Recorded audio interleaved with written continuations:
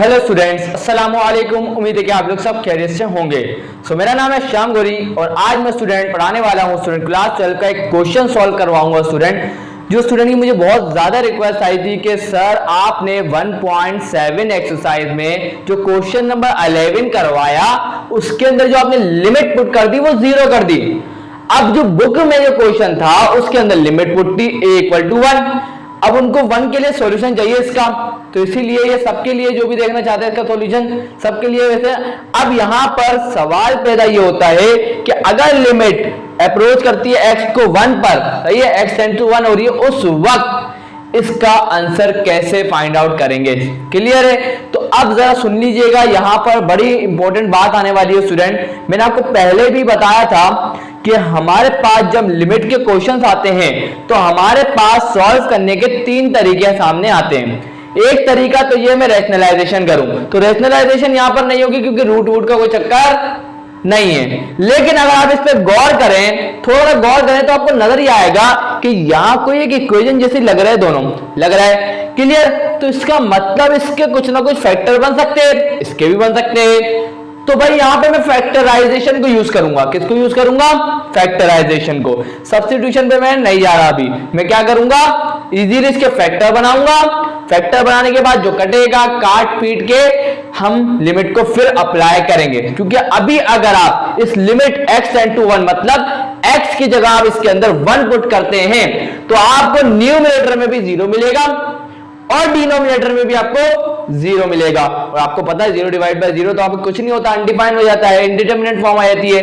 तो इस वजह से हम जब तक लिमिट अप्लाई नहीं कर सकते, जब तक हम जब 1 को अप्लाई करें तो हमें कोई अच्छा सा नंबर ना मिले, जब तक हम लिमिट को अप्लाई नहीं करेंगे। इस वजह से अब हम क्या करेंगे, इन दोनों के फैक्टर बनाएंगे। यहीं से मसला शुरू हो जाता है कि स्टूडेंट्स को ये समझ में ही नहीं आ रहा होता कि इसके फैक्टर और इसके फैक्टर बनाए तो बनाए कैसे। क्योंकि अगर ये क्वाड्रेटिक इक्वेशन जैसी फॉर्म होती है उसकी, तो उसके फैक्टर बनाना इजी होता है, हमें पता होता है। लेकिन क्यूबिक और ये वाली इक्वेशन के फैक्टर बनाना, ऐसे पॉलिनोमियल के फैक्टर बनाना बड़ा मुश्किल काम होता है।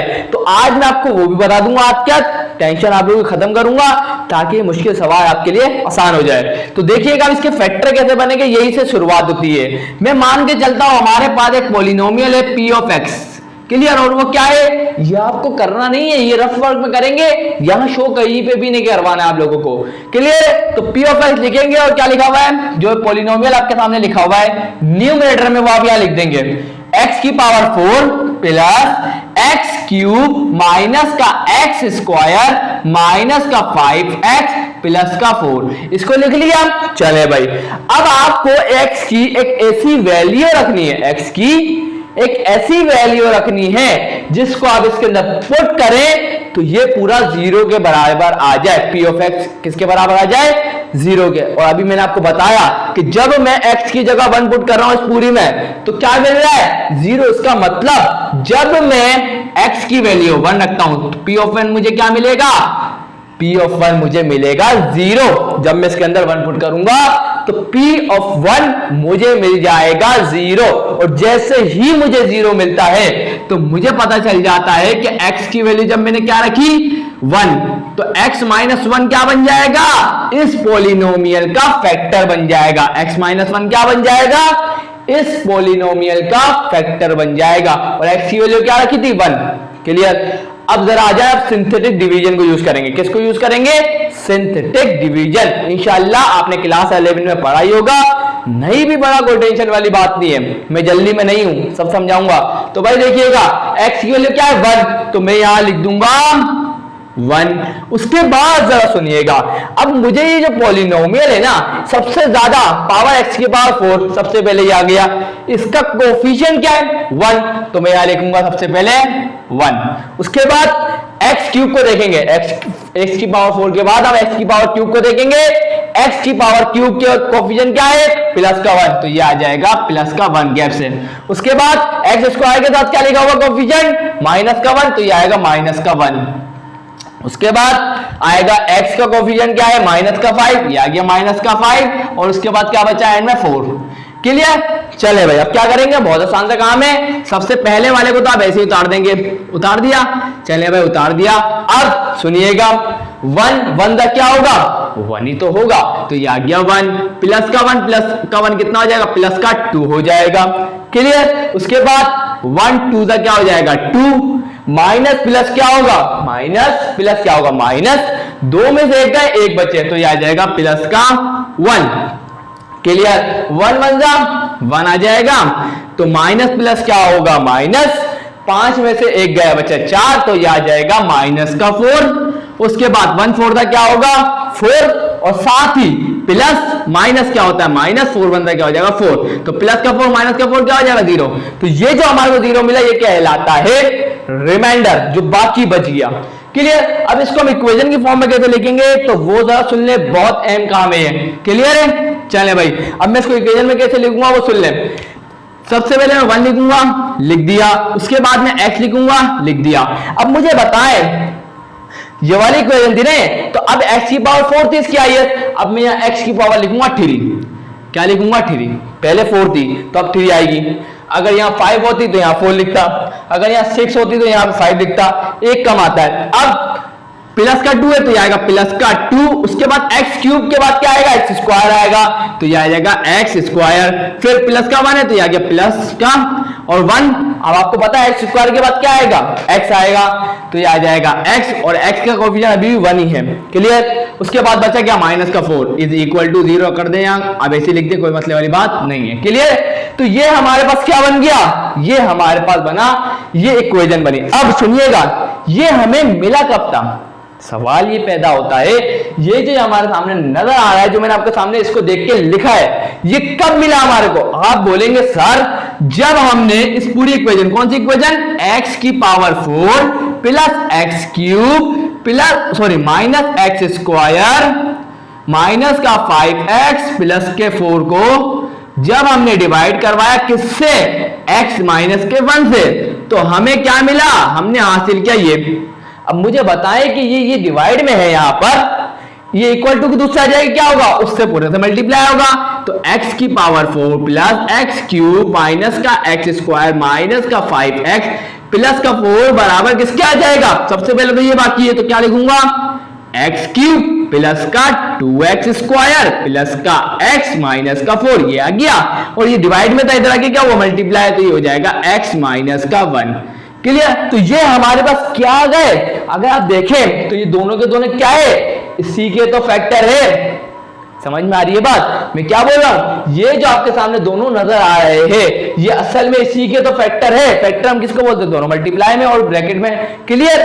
तो इसके फैक्टर हमें मिल गया क्या, ये दोनों इसके क्या है इसके फैक्टर है। तो अब मैं इसकी जगह पे क्या लिखूंगा, ये दोनों लिख सकता हूं, बिल्कुल लिख सकता हूं ना। आप बोलेंगे सर बिल्कुल, तो मैं यहां क्या लिखूंगा एक्स क्यूब। इतनी डिटेल में जाके कोई नहीं समझाएगा ये आपको। क्लियर है। मैं आपको समझा रहा हूं क्योंकि डायरेक्ट अगर कोई ये देख रहा है और किसी को पता ही नहीं है कि इसके फैक्टर कैसे बनाते हैं, मैं भी दूसरों की तरह डायरेक्ट लिख दूं तो आप लोगों को कुछ समझ में नहीं आएगा, बेकार है फिर समझाना। तो भाई देखिएगा उसके बाद क्या आ जाएगा एक्स क्यूब प्लस का 2x स्क्वायर उसके बाद प्लस का x माइनस का 4 और ये आ गया x माइनस का 1।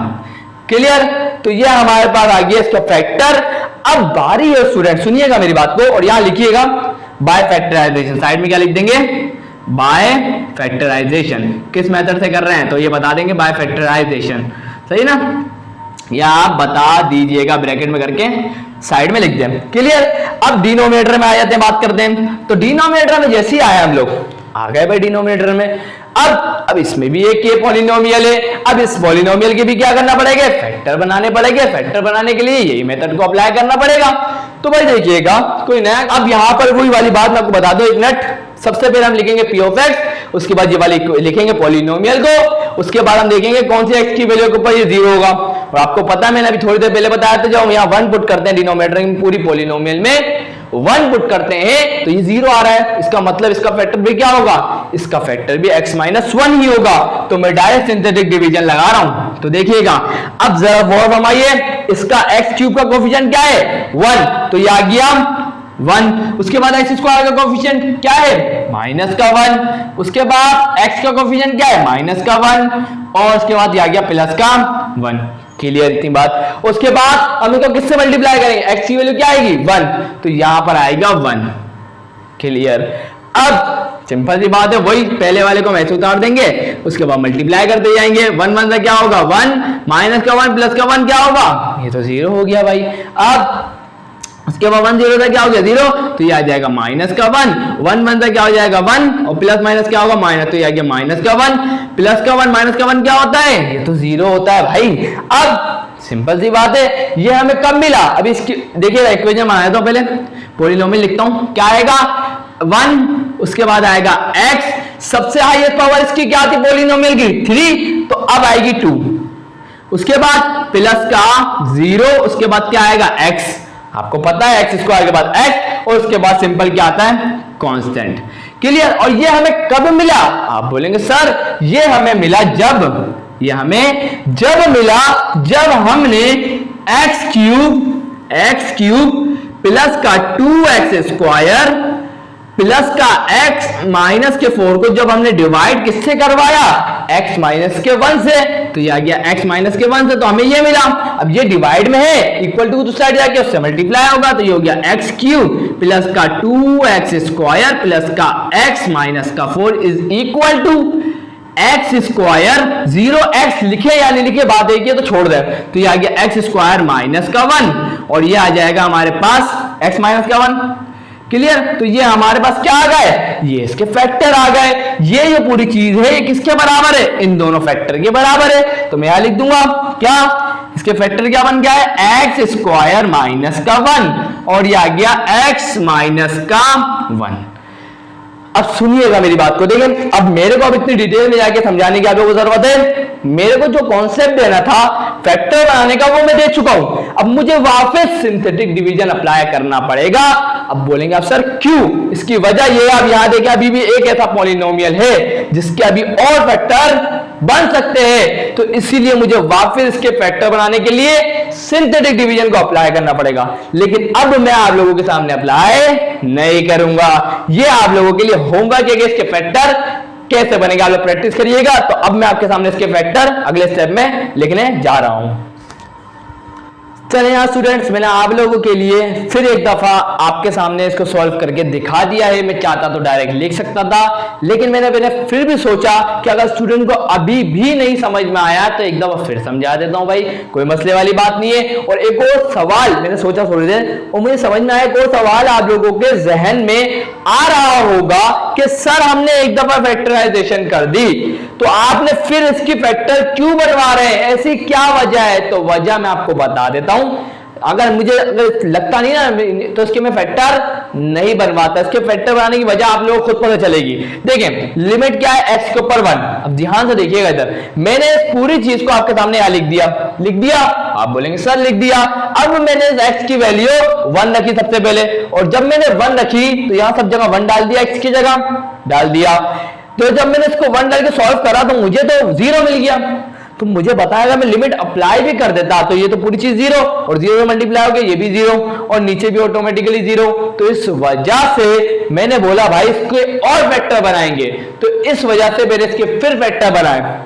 अगर वही काम हो जाता ना, कोई 0 वैल्यू नहीं मिलती नीचे और ऊपर, तो फिर मैं फैक्टर नहीं बनाता। अब इंशाल्लाह समझ में आ गया होगा क्यों फैक्टर मैंने इसके और फैक्टर क्यों बनाए। क्लियर। अब वही वाली बात, इसको मैंने लिख दिया और मुझे पता चला। और एक और सवाल आप लोगों के जहन में आ रहा होगा कि सर आप तो बार बार 1 पुट कर रहे हैं, है ना, आपको तो पता चल चुका है। लेकिन अगर सपोज करिएगा मुझे नहीं पता कि कौन से ये पॉलिनोमियल कौन से x की वैल्यू पे 0 होगा, तो आप क्या करेंगे, सबसे पहले x की वैल्यू 1 रखेंगे। 1 रखने के बाद 0 नहीं आया तो कोई मसले वाली बात नहीं है। फिर आप रखेंगे -1, तो -1 रखने के बाद भी 0 नहीं आया, कोई मसले वाली बात नहीं है। फिर x की वैल्यू 2 रखें, 2 रखने पे भी नहीं आया तो -2 रखें, -2 पे भी नहीं आया, 3 रखें। तो ऐसे आपको मिल जाएगा 1 और 2 के दरमियान में आपको मिल जाएगा। +1 -1 +2 -2 पे आपको हमेशा मिल ही जाता है ज्यादातर। क्लियर। तो ये कॉन्सेप्ट भी मैंने आपका क्लियर कर दिया। अब वही वाली बात, अब इसके कोफिशिएंट लिखेंगे। x³ का कोफिशिएंट 1 आ गया। याद रखिएगा ऑर्डर को बहुत मायने रखता है। x³ के बाद आता है x² के बाद आता है x। तो अगर आपने गलत ऑर्डर में लिख दिया कि आपने इसका कोफिशिएंट पहले और इसका कोफिशिएंट बाद में लिख दिया तो आपको आंसर भी गलत ही मिलेगा। तो ऑर्डर का बड़ा ख्याल रखना है। तो भाई देखिए एक्स क्यूब का कोफिशिएंट क्या है 1, एक्स स्क्वायर का कोफिशिएंट क्या है प्लस का 2, एक्स का कोफिशिएंट क्या है प्लस का 1 और ये बाकी -4 बच गया। पहले वाले को तो ऐसे उतार देंगे तो 1 और इसका फैक्टर एक्स की वैल्यू क्या रखी थी हमने 1, तो ये आ गई 1। तो 1 1 क्या हो गया 1, सॉरी 1 1 क्या हो गया 1, 2 + 1 हो गया 3, 1 3 क्या हो गया 3 और 1 + 3 कितना हो गया 4, 1 4 क्या हो गया प्लस का 4, माइनस का 4 प्लस का 4 हो गया कैंसिल और हो गया 0। अब इसको हम लिखेंगे कैसे, बिल्कुल वही वाली बात, पहले इसका x की सबसे हाईएस्ट पावर क्या थी q, तो अब लिखूंगा x का स्क्वायर और कोफिशिएंट क्या है 1 आ गया। उसके बाद 3 आ गया प्लस का 3, उसके बाद आता है x, उसके बाद प्लस का 4। क्लियर। और ये हमें कब मिला, जब हमने इस चीज को x - 1 से डिवाइड करवाया, तो जब मिला तो x - 1 यहाँ डिवाइड में है, इक्वल टू दूसरी साइड जाके इस फैक्टर से क्या होगा मल्टीप्लाई, और ये हमारे पास 2 फैक्टर आ गए इसके। तो अब मैं इस चीज को ऐसे लिख सकता हूं और मैंने लिख दिया। क्लियर है आपके सामने, ये एक्स स्क्वायर प्लस का 3x प्लस का 4 और ये आ गया x माइनस का 1 और पहले एक और x माइनस का 1 यहाँ था। क्लियर। अब एक और काम करने जा रहा हूं और आपके सामने हुआ भी है। अगर आप यहां देखें, यहां एक्स स्क्वायर माइनस का 1 था और मैंने यहां पर ये क्या करके लिख दिया, तो सुनिएगा ये बात भी बड़ी अच्छी बात है, तो मैं मिटा रहा हूं, नोट करना है नोट कर लें, इंशाल्लाह अभी तक आप लोगों ने नोट कर ही लिया होगा। चलें भाई, अब खत्म होने वाला है, इतना बड़ा क्वेश्चन भी नहीं था, बस समझाने के चक्कर में क्या हो गया बड़ा हो गया, मतलब इतना बड़ा क्वेश्चन है नहीं है, ये सब आपको दिखाना नहीं है, सिर्फ आपको ये मेन चीजें दिखानी है बस, और कुछ भी नहीं, सपोज नहीं, कुछ भी नहीं लिखना है आपको, ये सिंथेटिक वगैरह कुछ नहीं करना है। चले भाई आप सुनिएगा, मैंने क्या किया, लिखा हुआ था एक्स स्क्वायर माइनस का 1। क्लियर।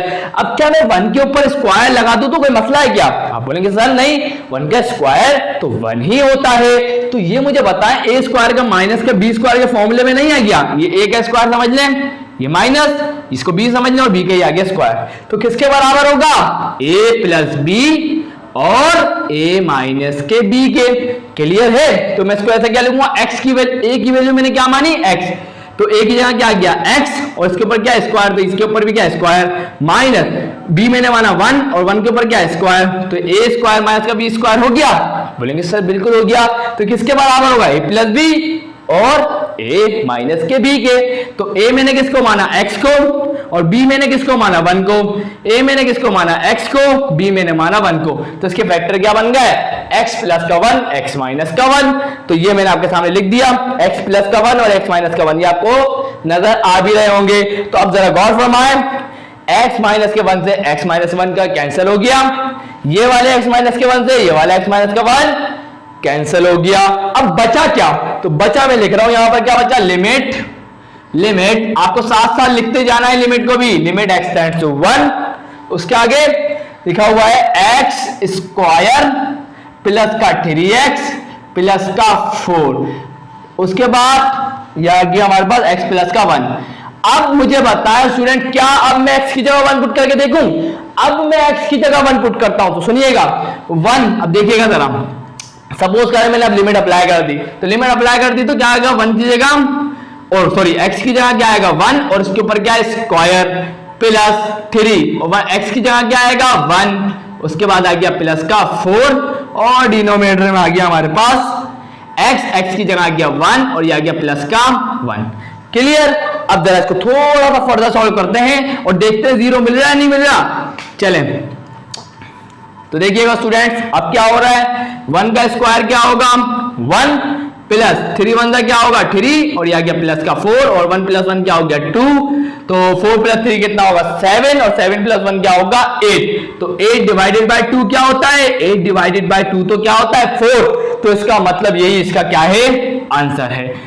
क्लियर। अब कोई अनडिफाइंड इनडिटरमिनेट फॉर्म हमें नहीं मिली, कोई अनडिफाइंड या इनडिटरमिनेट फॉर्म हमें अब नहीं मिली, तो यही इसका आंसर है, मतलब यहां पे हमने लिमिट सही अप्लाई करी, तो यहां जाके ये क्वेश्चन होता है सॉल्व स्टूडेंट। तो आज की वीडियो वैसे छोटी बनानी थी, आपको बताया था ये क्वेश्चन सॉल्व करने के लिए ही ये वीडियो मैंने बनाई थी, और वीडियो अच्छी लगी स्टूडेंट्स लाइक जरूर कर दीजिएगा, चैनल को सब्सक्राइब करके बेल आइकन पे हिट करके ऑल पे जरूर क्लिक करिएगा, और अपने दोस्तों के साथ शेयर करके और कमेंट करके जरूर बताइएगा। तो मिलते हैं नेक्स्ट वीडियो में, तब तक के लिए अल्लाह हाफिज।